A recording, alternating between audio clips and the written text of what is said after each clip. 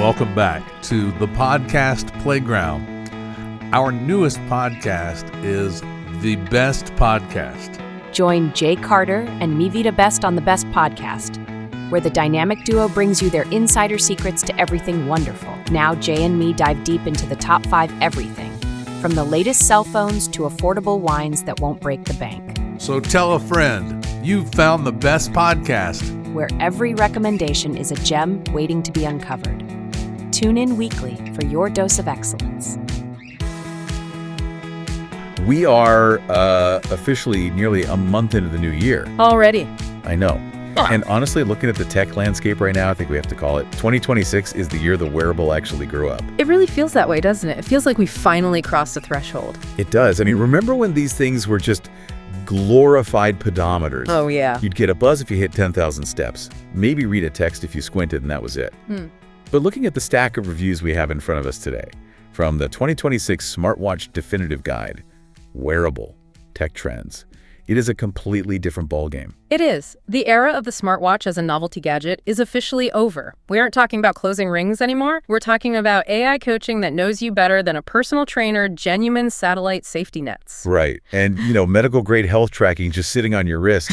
Exactly. Yeah. But here is the problem, and I know you listening right now feel this.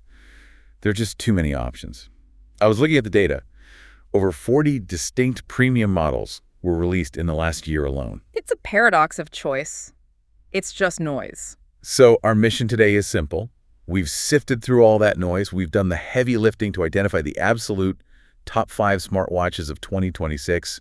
We want to help you find the right tool for your wrist. And the right tool really can make a difference now. For sure. Whether you're climbing a mountain or just trying to manage stress during a board meeting. It does. And before we get into the specific models, I think it's helpful to frame this around 3 major shifts we're seeing in 2026. Okay, lay them out for us. The first is health, but specifically a move from passive tracking to predictive monitoring.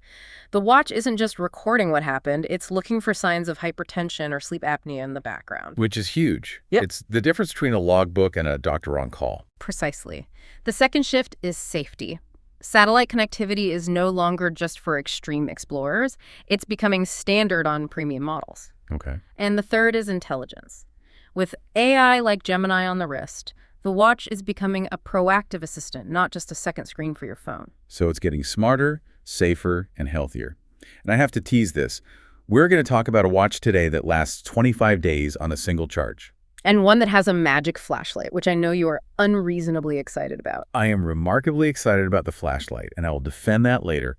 But let's start with the juggernaut. Let's talk Apple. Right. If you're an iPhone user, the decision tree is actually simpler this year, but the branches are much further apart. You have the premium choice and the standard choice. And the premium choice is, of course, the Apple Watch Ultra 3.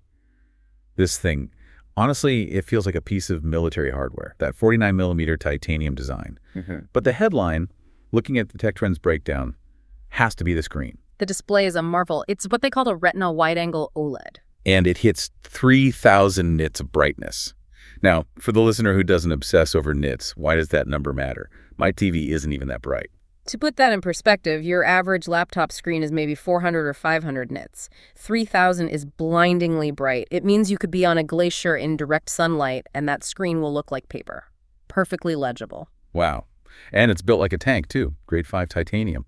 But beyond the looks, what are the features that actually justify that price tag? Well, this is where it gets fascinating. Satellite SOS is now a headline feature. And we're not just talking Find My. This is for emergency communication when you have zero signal. But they've also leaned hard into the aquatic side. It has a dedicated depth gauge and a water temperature sensor. So it's basically a legitimate dive computer now. It is. It's certified. It's not just for swimming laps. It's for serious recreational diving. It's a tool. Okay, but I have to play devil's advocate. If I'm a serious diver, am I really ditching my Garmin for an Apple Watch? For technical deep diving, maybe not. But for the recreational diver, absolutely. It's one less device to buy. Now, we have to talk about the Achilles heel, which is always the battery. The specs say 42 hours normal use, 72 in low power mode. Which is a significant improvement. It eliminates that daily charging anxiety. You can go away for a weekend and probably be fine. But compared to the dedicated outdoor watches we'll get to later, 72 hours is still pretty short for a true expedition. Right, you're still bringing a power bank. Exactly. It's the best all-rounder for the iPhone user who wants the absolute best, but you haven't escaped the physics of that bright screen. So that's the beast. But what if you don't need a dive computer? That brings us to our top pick number 2, the Apple Watch Series 11. This is the rational choice, the best for probably 90% of people. And the first thing I'll notice is the new liquid glass design. Liquid glass. It sounds like marketing speak, but the photos are striking. The bezels are thinner, the screen is larger, and the aluminum models use a new Ion X glass. Which is supposedly twice as scratch resistant. That's a big deal if you're clumsy like me. I think my current watch is mostly scratches held together by hope. Well, this should survive your door frames. But the real story isn't the glass, it's the health breakthroughs inside. This watch introduces passive hypertension notifications. Okay, stop there. How does a watch know if I have high blood pressure without the cuff? It's clever. It tracks your heart rate data and pulse wave velocity over time to find patterns that correlate with hypertension. It won't give you a number, but it raises a flag. It tells you to go see a doctor. That is incredible. It's silent monitoring that could literally save your life. Exactly. It does this for sleep apnea, too, using wrist temperature and breathing data.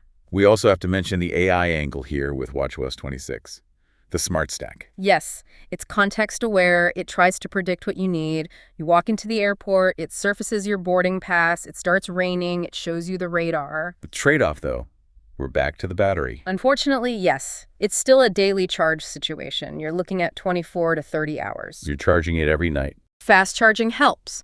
You get 8 hours of use from a 15-minute charge. So a quick top-up while you shower gets you through the day.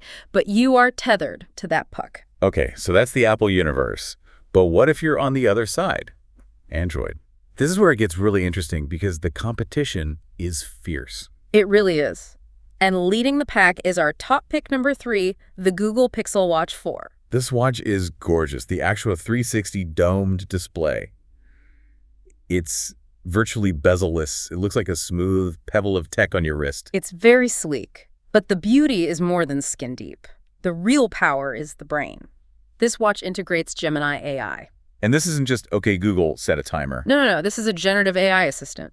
You can ask it to summarize your last 3 emails or, how's my run pace compared to last month? It understands context in a way basic assistants never could. And with Google owning Fitbit, the health integration must be tight. That's the secret sauce. But what stands out to me is a feature called loss of pulse detection. That sounds terrifying. It's a heavy feature, but amazing. If your heart stops, the watch can detect that and call for help immediately. Plus, it has car crash detection. It's a guardian. Performance-wise, it's running the Snapdragon W5 Gen 2 chip. Very snappy. Battery is solid, 30 to 40 hours, better than the standard Apple Watch. But I will offer a warning. That beautiful domed glass is exposed. It sticks out. It does. It's a bit delicate. If you work with your hands, that glass is vulnerable. So maybe don't get bouldering with it. Yeah. Now, if you want something that integrates perfectly with the Samsung ecosystem, we have to talk about top pick number 4.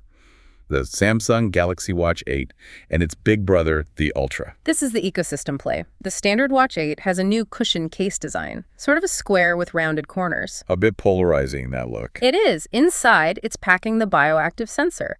It handles everything from body composition, your muscle versus fat percentage to ECGs. Okay.